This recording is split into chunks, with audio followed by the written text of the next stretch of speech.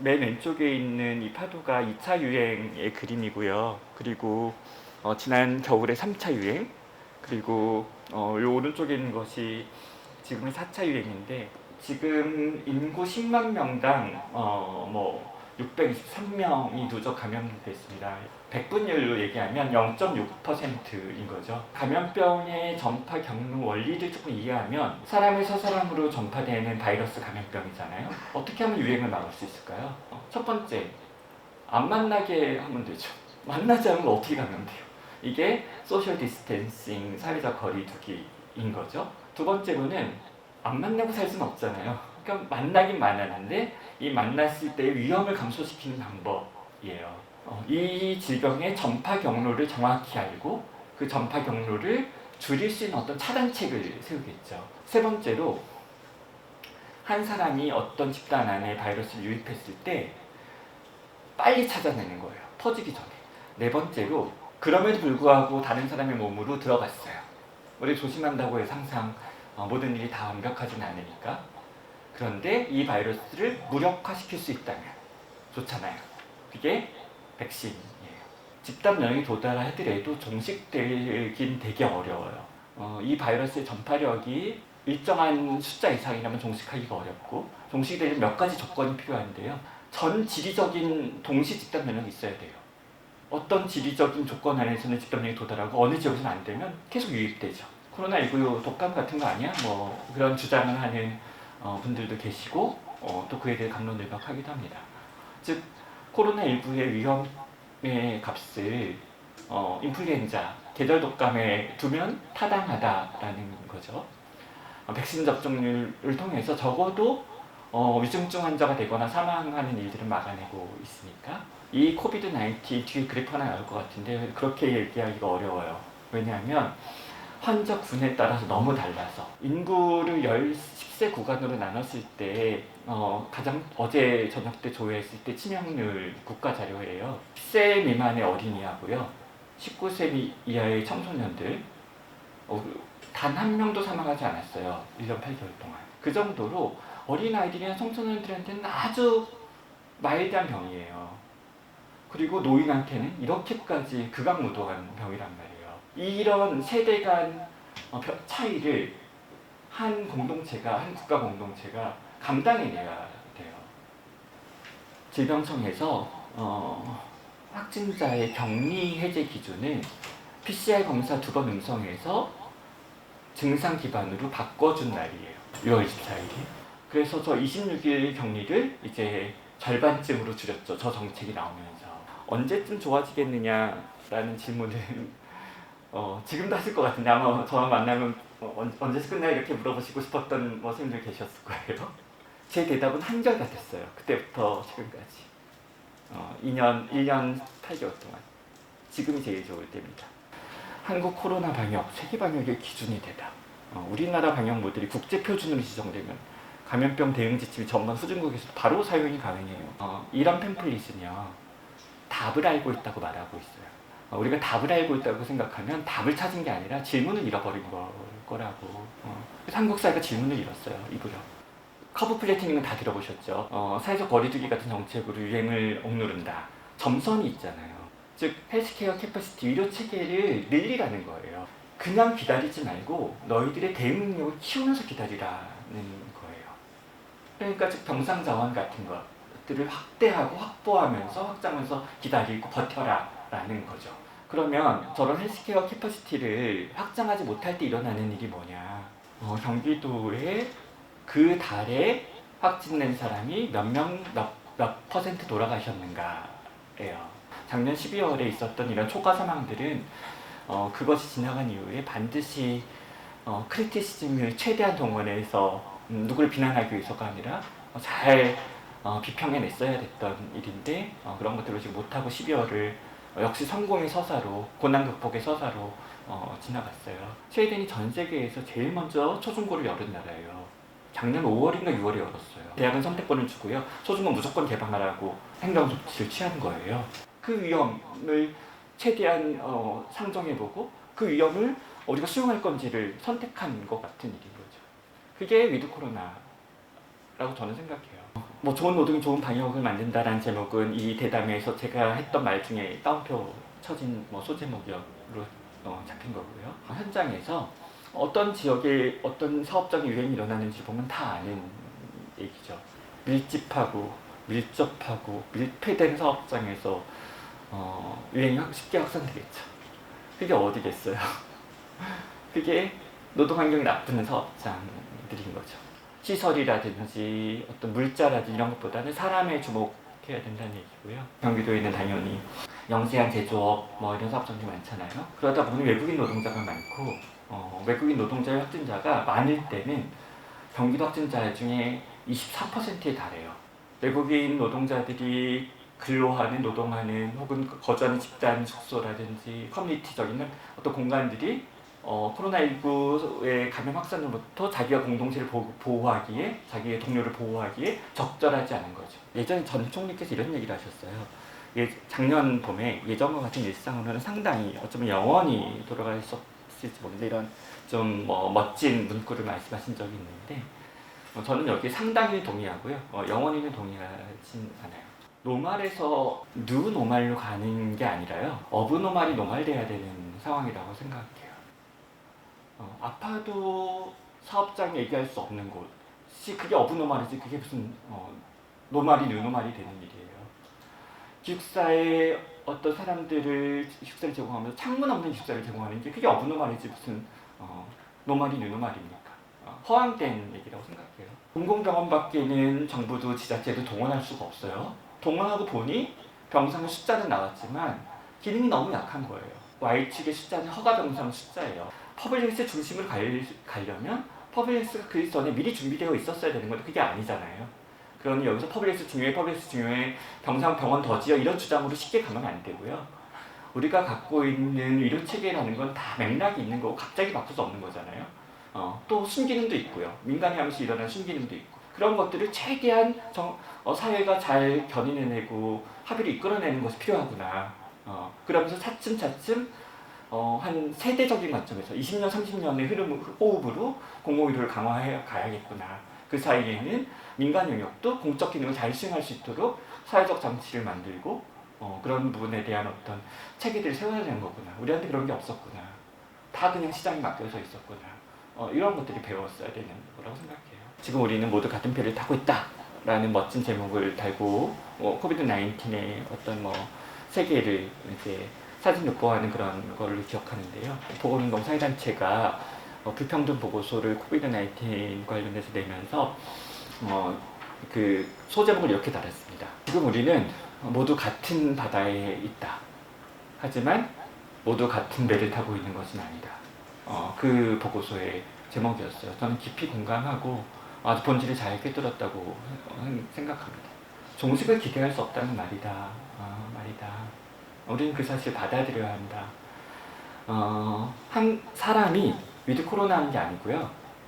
생태계적 관점에서 보셔야 돼요. 코비드-19, 즉 코로나 바이러스가 위드 휴먼 하는 거예요. 마스크나 손씻기 같은 것, 환기 같은 방역 수칙으로 방역을 낮추는 힘이 이렇게 존재해요. 그 다음에 테스팅, 트레이싱, 아이솔레이션으로 확진자를 조기 차단해서 사회를 격리시키는 그 힘이 어쨌든 어떤 식으로 존재하죠. 그리고 사회적 거리두기라는 아주 강력한 힘이 안 만나게 하는 힘이 존재해요. 하지만 이거는 이 세 가지 중에서 제일 고통스러운 거잖아요. 그래서 이 힘은 계속 유지할 수 없으니까 언젠간 빼야 되는데 그 힘을 이뮤니티, 면역력으로 획득하겠다는 것이 공통적인 전략인 거죠. 우리의 대응 전략이 성공해서 확진자 수가 많이 줄어들어서 이 정도 줄어들면 받아들일 수 있지 라고 생각하고 방역을 푸는 것으로 이해하고 있다면 잘못 이해하는 거다. 그리고 그렇게 설명하고 있다면 잘못 설명하고 있는 거다. 그렇지 않을 확률도 얼마든지 있다. 그렇지 않다는 것이 아니라 그렇지 않을 확률도 얼마든지 있다. 적어도 5대5의 확률이 있다. 확진자가 줄어들 확률, 확진자가 늘어날 확률이 있어. 아까 말씀드린 것처럼 유행 조절 힘을 우리가 계속 가하지만 우리는 이 유행 조절 힘 1 더하기 2 더하기 3 더하기 4를 갖고 억누르지만 유행 확산 힘도 계속 작동하지 않습니까? 우리는 이 재난을 벗어날 길을 진단키트, 치료제, 백신 같은 과학기술에서 찾으려는 오류를 쉽게 범한다. 잘못 생각하고 있다라고 말하고 싶다. 진짜 주연은 이런 사회체제 같은 것들일 것이다. 조금 비교하면 좋은 검 알죠? 검 좋죠. 최고의 검. 근데 진짜 결정하는 게 검이겠냔 말이에요. 검을 쓰는 사람의 기술, 체력, 그 사람의 훈련 이런 거겠죠. 그래서 우리는 자꾸 검 얘기만 하는데 검을 쓰는 그 사람에 집중해야 되고, 위드 코로나라는 장면도 사람 몸 안에 있는 바이러스 계속 보다가 조금 뒤로 나와서 이제 사람 보자. 사람 얼굴 보고 사람 눈빛 보고, 그러면 당장 뭐 해야 될지 잘 떠오르지 않더라도 고민을 시작해야 되고 할 수 있을 것이고, 여러 번 말씀드렸듯 늦었다고 생각하지만 어떡하겠어요. 늦었으면 늦은 대로 할 수 있는 일은 빨리 가서 하고, 하기 어려운 일들은 다른 보완책을 찾고 그래야 되겠죠. 강의는 여기까지 마치겠습니다.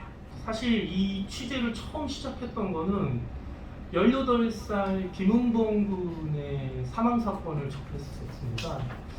그 김은봉 군이 2018년 4월인가 아마 제주도에서 족발을 배달하다가 이제 사망을 하는 일이 생겼어요. 제가 볼 때는 산재나 이런 거 굉장히 많은 이제 업주가 어겼다고 판단이 들었는데, 사업주는 벌금 30만 원만 받았어요. 그 기사를 이제 접하고서 취재를 좀 해봐야겠다. 이 친구는 제주도에서 배달을 하다가 사망사고가 났는데, 어머니는 서울에 계셔가지고 그때 어머니를 만났는데 어머니한테 얘기를 들었는데 조금 굉장히 좀 황당했어요. 은봉군이 고등학교 2학년인데 족발집에서 일을 시작하다가 3일 만에 사망사고가 난 거예요. 근데 어머니 얘기로는 이 친구가 무면허로 일을 한 거예요. 원동기 면허증이 있어야지 배달을 할 수 있단 말이에요. 근데 사업주가 이걸 검사를 안 했다고? 아이가 속인 건가? 이렇게 된 거예요. 근데 또 어머니의 주장은 배달 일을 하는지 전혀 몰랐다는 거예요. 얘기를 하지 않았다는 거예요. 근데 이것도 문제가 되는 건, 미성년자를 고용해서 일을 시킬 때에는 부모님 동의서를 받아와야지만 이게 합법화가 된단 말이에요. 이런 모든 걸 다 따졌는데 노동부, 검찰, 경찰이 다 조사를 했는데 사업주는 벌금 30만 원만 내려줬다는 거예요. 저희는 그래가지고 좀 본격적으로 이 사건을 취재를 해봐야겠다는 판단이 들어서 제주도에 은범이 누나를 만나러 갑니다. 어머니는 서울에 있지만 은범이는 누나 2명이랑 같이 살고 있었어요. 부모님 두 분이 이혼을 하셨어요. 아버지는 제주도에서 선원 생활을 하시는데, 그래서 아버지 밑에서 은범이가 같이 살았고, 누나들은 다 컸으니까 독립해서 살았어요. 누나들이 보니까 이 새엄마가 들어왔는데 새엄마가 은범이를 잘 챙기지 않는 거예요. 누나들이 은범이 우리가 거두겠다고 그래가지고 아버지한테서 이제 데려와서 셋이서 이제 형제들끼리 이제 같이 생활을 하던 상황이었어요. 근데 누나들도 일을 그렇게 변변하게 할 수 있는 여건이 안 됐어요. 다 20대 초반들이라서. 그래서 이제 은범이 뭐 학교 생활이라든가 용돈이라든가 이런 것도 변변히 줄 수가 없었던 거죠. 족발집에서 일하던 친구가 제안을 해요. 자기 족발집에 와서 일을 할 생각이 있느냐고. 면허가 없으니까 배달을 못 한다고 하니 서빙만 보면 된다는 식으로 얘기를 했다는 거예요. 그리고 배달한 지 3일째 되는 날 병원에 갔는데, 저희 동생이 이제 아침에 나왔던 동생이 그렇게 이 병원 시트에 누워있었던 거죠. 무면허인 거 확실한데 사업주가 일을 시킨 것 같다는 생각이 들었죠. 족발집에 소개해줬던 친구를 수소문 끝에 만났어요. 사장이 홀서빙 볼 사람이 필요하다고 해서 친구인 은범이한테도 할 생각이 있냐고 해서 했다는 거예요. 이틀이 지나니까 이 사장이 배달이 너무 많이 밀린다고 천천히 살살하면 된다 이런 식으로 얘기를 해서 은범이한테 배달을 시켰다는 거예요. 법대로 이제 일을 시키게끔 만드는 게 사실은 사업주의 일이라고 생각해요. 안전이기 때문에. 근데 사업주는 그런 거를 다 무시를 했던 거죠. 근데 엄마도 그렇고 누나도 그렇고 이 친구도 그렇고 이 되게 서글펐던 거 다 자기 탓을 하는 거예요. 내가 만약에 이 친구를 소개시켜주지 않았다면 어땠을까? 이 친구가 죽지 않고 나랑 같이 재밌게 놀고 있었을 텐데. 사업주한테 억울해서 전화도 해서 항의도 하고 하니까 사업주가 나는 처벌받고 다 끝났으니까 나한테 전화하지 마라. 너 자꾸 이렇게 하면 명예훼손으로 너 고소하겠다는 식으로까지 얘기를 했다는 거예요. 근데 너무 화가 나는 거죠. 법적인 제도라든가 절차라는 게 이렇게밖에 안 되는 건지에 대한 분노가 굉장히 컸던 것 같아요. 이 음식점 사장은 그 경찰 조사에서 일관되게 얘기했어요. 나는 배달을 시킨 적이 없다. 걔가 그냥 알아서 자기가 오토바이 끌고 나갔다가 그렇게 사고가 당한 거다. 사업주가 배달을 시키지 않았다고 하니 그거에 대한 연속성으로 이 아이가 죽었다는 게 연결고리가 만들어지지 않는다고 해서 결국에는 무혐의 처분을 내렸죠. 여러 가지 부분에서 문제가 되는 게 많았는데 노동부에서는 대체 어떻게 조사를 했는지가 굉장히 궁금하더라고요. 산업안전보건법 위반 사항을 조사했느냐, 사람이 죽거나 3명 이상이 중대한 부상을 입었을 경우에는 노동부에서는 근로감독관을 파견해요. 이상하게 사람이 죽으면 조사를 나와야 되는 근로감독관이 이 사건에 대해서는 조사를 나오지 않은 거예요. 근데 좀 더 알아보니까 이 근로감독관의 직무 규칙에는 교통재해 조사의 경우에는 조사를 생략하는 내용이 있는 거예요. 공무원분이 교통사고로 죽었지만 과연 그 원인에는 실질적인 이 교통사고 이외에 다른 여러 가지 시주날주를 얽히고 설켜 있는 여러 가지 노동 문제가 존재하고 있단 말이에요. 근데 그거를 전혀 조사하지 않았던 거죠. 배달 산업이 굉장히 커지면서 배달 노동자의 산재나 이런 거 굉장히 늘어나는데 이거에 대한 그러면은 앞으로도 교통사고니까 노동부는 그럼 조사하지 않을 거냐는 거죠. 그건 아닐 거란 말이에요. 2017년 3월에 고용노동부는 노동자들의 교통재해에 대해 재해 형태로만 재해 조사 생략 여부를 판단하지 않도록 유의하라는 지침을 내렸다는 거예요. 그러니까 교통사고로 죽었다 하더라도 이게 노동법적으로 문제가 생길 거라고 판단되면 조사를 하라는 식으로 이제 얘기를 한 거예요. 왜냐하면 배달 사고가 계속 많이 일어나니까. 그래서 노동부에서 조사를 진행했고, 그리고 사업주의 과태료 부과 그리고 시정명령이랑 여러 가지가 많이 떨어졌어요. 그거를 근거로 이 어머니가 민사소송을 걸었어요. 배달을 시켜서 죽었다. 2억 4천만 원을 보상하라는 선고가 내려졌죠. 노동부에서도 근로감독관 직무 규정을 바꿔요. 3장 26조에 있는 교통사고 등 산업안전보건법 위반이 기인하지 않은 산재사고의 경우 근로감독관이 재해조사를 하지 않아도 된다 해서 교통사고를 빼요. 어쨌든 이렇게 해서 소소한 변화를 만들어냈죠. 직접 나서셔가지고 이런 흐름에서 좀 저항하고 부딪히면서 또 새로운 좀 물결을 만들어내는 게 필요하지 않을까 그런 생각을 해봅니다.